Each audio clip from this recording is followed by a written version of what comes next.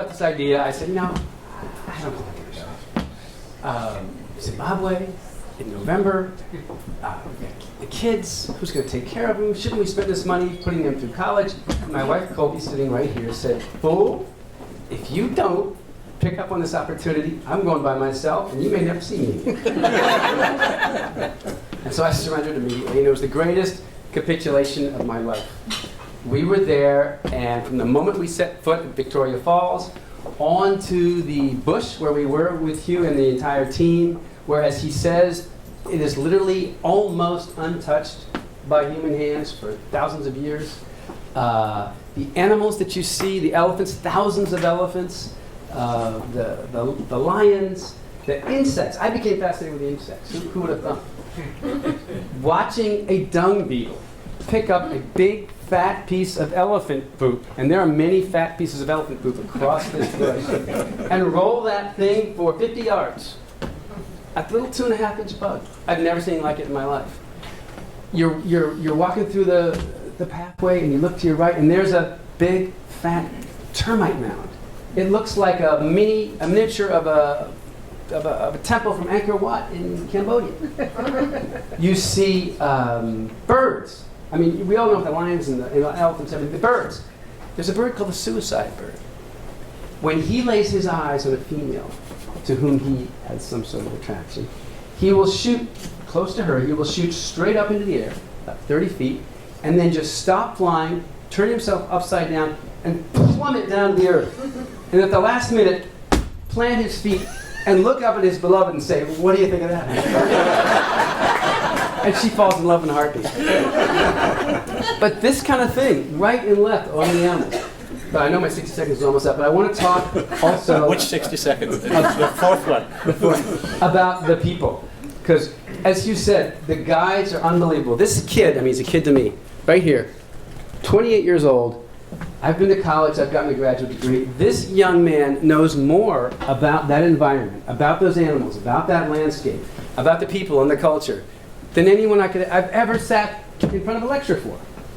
Absolutely amazing. Everything Hugh said about the guides is absolutely true.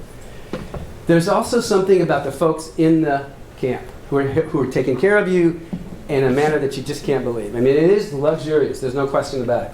But they sit down with you, they talk with you, they have a drink with you, you connect with them. You connect with people who grew up in these villages, in addition to seeing the animals and the landscape and so on. So I can't say enough about the people.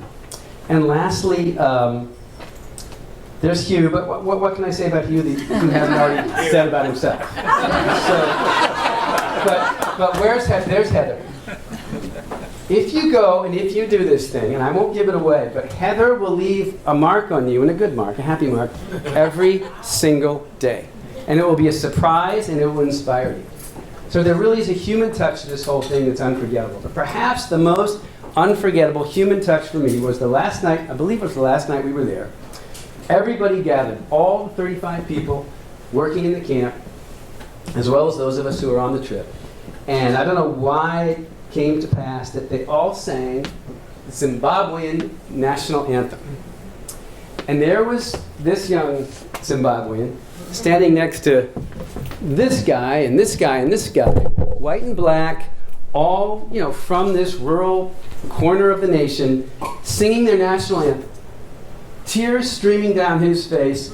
Everyone just standing forth with this pride in their nation, pride in their environment, pride in their natural landscape. And you know what we're all living through in America right now. We don't quite have that unity. It was just amazing. And I'll never forget it. I just think that the nature of the human beings and that connective energy through it all was something, as promised, I will never forget. So I highly encourage you. Thanks, David. Sabanda the lion. What we do when we go is each of our members then, on the first day we arrive at the airstrip, the tiny little airstrip, and everyone pulls an animal out of a bag, a plastic animal, and that gets to be their totem animal. So now they learn about that animal and they live that. And at the end of the week, we then ask them, you tell us, and you tell the rest of the group why your totem should be the totem for that particular group. Well, I can tell you this: you'd think Sabanda the lion has an inside track on that, But unfortunately, this Sabanda didn't quite make it to the top rung. And a very small guy who was with us, about 6'10", and about 300 pounds, actually gets nothing. He pulled out what? Of course he pulled the elephant.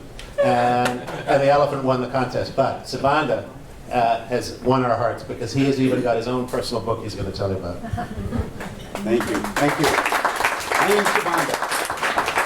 I must start with, once again, and I've done it a dozen times already, say thank you to Hugh and thank you to Heather for the greatest experience of my life.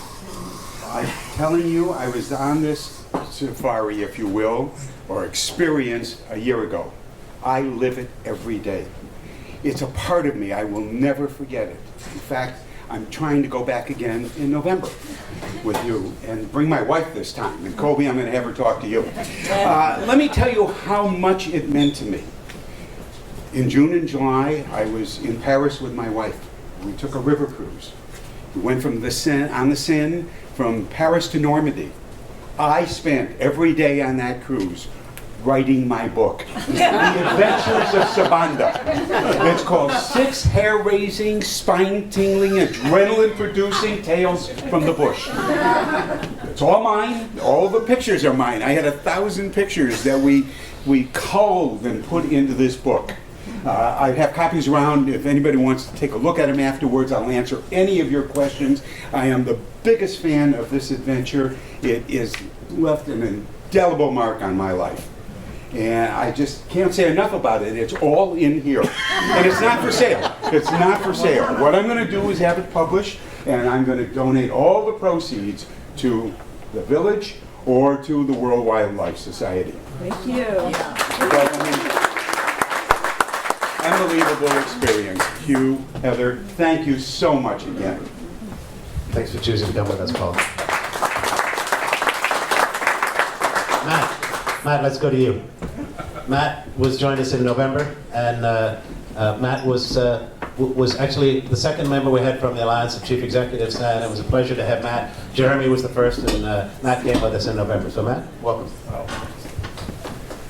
Thanks. Kind of a tough act to follow, a couple acts to follow here. But I was thinking about what I could say that would get me a free trip this year, and so I tried to work with Hugh a little bit, and he said no go. So I just have to, I got to speak from the heart, I guess. Just as a validation, this is not a marketing event. So I thought about it. I thought, well, okay, there's a couple things I could think about, and I said, okay, well, I could come up with an anecdote, I could come up with an observation, and I could come up with a validation. So the first anecdote, now you're kind of led to believe that this is just a fantastic experience where you're pumped and made to be a really big, valuable person because you're a chief executive, for heaven's sake, and you're going over to this country and you're being treated really nicely. And so what do? They take you to a village and you meet a bunch of 5th, 6th, and 7th grade kids. And there's no more humanizing experience than having a conversation. Now, I have a 6th grade daughter, and it's just hard enough for me to communicate with her. But one thing I learned that it's universally common that children around the world really don't care who you are, where you're from. They're going to be very honest with you. So I was going through my pictures and showing them on the phone. They're very fascinated with the phone. And I got to a picture of my family, and the kids are they're magnificent, and they're learning English. So the goal is to try to converse with them and to try to have an exchange. And some of the kids are really good at English, some aren't so good, but nevertheless they have that youthful exuberance that we all yearn for. And they're looking through my pictures, and I get to a picture of my family, and this one little girl, she says, "Oh, she's a picture of my wife. Oh, she's very beautiful." And I said, "Oh, thank you very much." And she says, "Well, why did she marry you?" And at that moment, I realized that it's not as far in my life as I thought I would. I said, "I don't know, but she let me come here, so God bless her."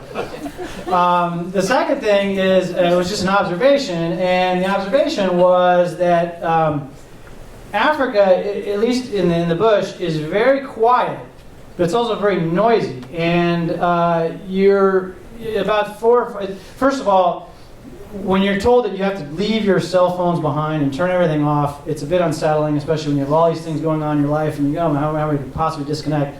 But you manage to do it, and you get about 5 or 6 days in, and you realize that why did I even ever have this device to begin with? But it's really around the third or fourth day, and you know, you can look around and see all these pictures of all these exciting elephants and lions and all that stuff. But you know, some of the most interesting moments I think we even had as a group were when you didn't really quote unquote see a lot, especially in the late morning when there's not a lot of activity. The animals have kind of gone off to do their thing, and you're just kind of out there in the middle of nowhere.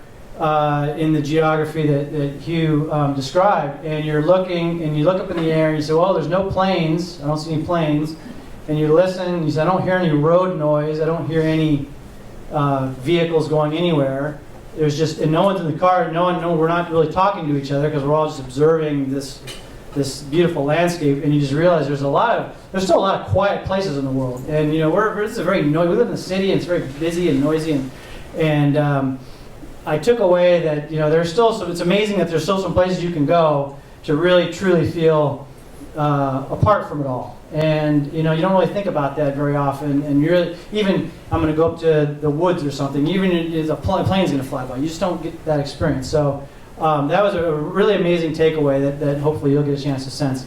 And the last thing I'm going to say is a validation. And I know that Hugh would never talk about it. And I'm going to go ahead and say it. And you know, when I got invited to come to this event, I thought, fantastic, it'd be great to talk about it. And on the way over, I said, boy, I wonder what kind of venue it's going to be, and I wonder what it's going to be like. And I thought, well, it's Hugh and Heather putting it together, so I'm sure it's going to be nice. I'm sure it's going to be first class. I'm sure it's going to be great. And you look around this room, you see the attention to detail that they've put, even just to putting up these pictures and this presentation and all this stuff. And it's amazing that they put this level of energy and attention into this.